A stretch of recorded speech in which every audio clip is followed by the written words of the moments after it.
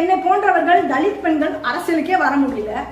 தலித் பெண்களை தலித் ஒற்றுமைக்காக போராடுகிற பேசுறவங்களை அங்கீகரிக்க மாட்டீங்க, விரோதியா பாக்குறீங்க சார். நீங்க ஒரு தலித் அமைப்பு இன்னொரு தலித் அமைப்பு விரோதியா பாக்குறான். ஒரு சேரியில தலித் மக்கள் வாழ்ற பகுதியில திமுகவும் அதிமுகவும் இருக்கு. விஜய் கட்சி கூட இன்னைக்கு நாளைக்கு தொடங்க ஆரம்பிச்சிடலாம். ஆனா சேரியில இன்னொரு ஒரு அம்பேத்கர் இயக்கத்தை உருவாவதற்கு இன்னொரு ஒரு தலித் அமைப்பே பிரச்சனை பண்றோம். எவ்வளவு பெரிய அயோக்கியத்தனம் இல்ல? ஒரு சேரியில தலித் மக்கள் வாழ்ற ஒரு பகுதியில 10 அம்பேத்கர் இயக்கங்கள் உருவாகலாம், 10 தலித் அமைப்புகள் உருவாகலாம், தப்பே கிடையாது.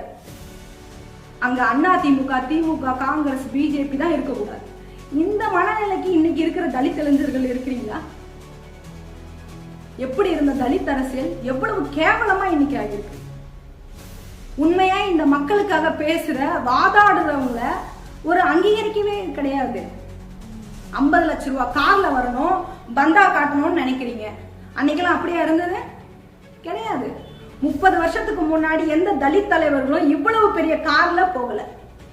கொள்கைக்காக யார் போராடினாங்களோ அவங்க பின்னாடிதான் போய் நின்னாங்க இளைஞர்களும்.